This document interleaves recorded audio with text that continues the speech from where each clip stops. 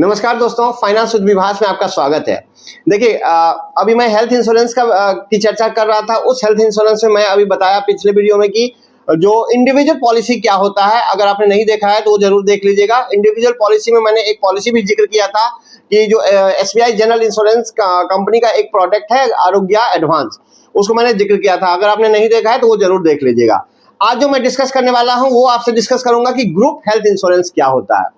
देखिए, आपने बहुत सुना होगा ग्रुप हेल्थ इंश्योरेंस। इसको मैं थोड़ा सा एलोबरेट करने की कोशिश करता हूं, थोड़ा सा आपको ब्रीफ करने की कोशिश करता हूं कि ये क्या होता है।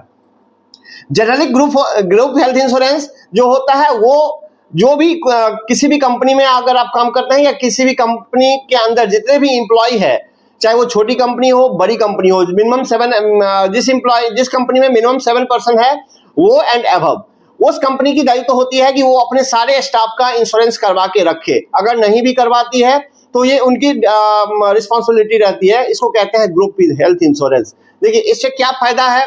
सिंगल पॉलिसी, इंडिविजुअल पॉलिसी अच्छा है कि ग्रुप हेल्थ इंश्योरेंस पॉलिसी है, उसको मैं डिस्क्राइब करके समझाने की कोशिश करता हूं। तो सबसे पहले ये समझिए कि ग्रुप हेल्थ इंश्योरेंस क्या होता है। क्या आप जहां पे भी काम कर रहे हैं या अगर आप किसी कंपनी के मालिक हैं या मतलब आप कंपनी चला रहे थे, क्या आपने सारे स्टाफ और सारे एम्प्लॉय को आपने कवर करके रखा है कि नहीं रखा, या आप कहीं पे किसी कंपनी में काम कर रहे हैं तो ये आप अपने आप को इंश्योर कर लीजिए कि आपका ग्रुप हेल्थ इंश्योरेंस हुआ है कि नहीं हुआ है।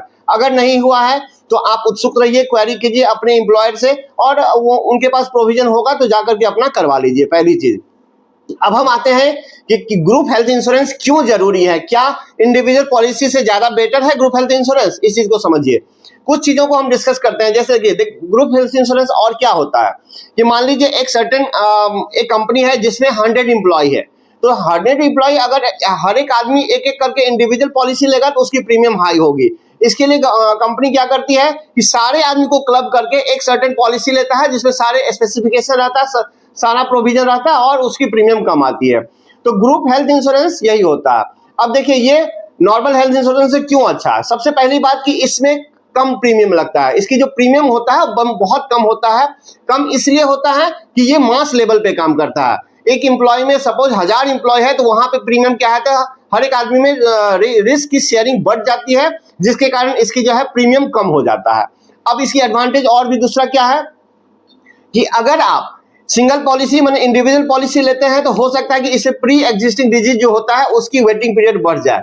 लेकिन जब ग्रुप इंश्योरेंस अगर आपका है तो उसमें जो प्री एग्जिस्टिंग डिजीज है वो डे 1 से काउंट हो जाता है। उसमें ग्रुप हेल्थ इंश्योरेंस में आपकी तो कवर होती है, प्लस आपके परिवार में जो भी सदस्य हैं आपके ऊपर डिपेंडेंट, उनका भी कवर होता है। चाहे मदर हो, फादर हो, आपके चाइल्ड हो, ये सारे लोगों का जो है कवर हो जाता है। तो ये चीज हो गई। दूसरा चीज ये होता है कि इसमें जो भी इंस्टेंट फैसिलिटी है, लेट्स एग्जांपल कि अगर आपके पास ग्रुप हेल्थ इंश्योरेंस है, कल के डेट में कुछ हो जाता है तो आपकी सारा खर्चा आपकी कंपनी उठाती है। उसके बदले में जो है आप सर्टेन उसका प्रीमियम पे करते हैं। उसके बाद इसमें और क्या क्या चीजें हैं जो स्पेशली ग्रुप हेल्थ इंश्योरेंस में कवर आता है, तो वो सारी चीजें कवर आती है जो आपको इंडिविजुअल पॉलिसी के अंदर भी आता है। लेकिन इंडिविजुअल पॉलिसी हो सकता है कि इसकी प्रीमियम ज्यादा है।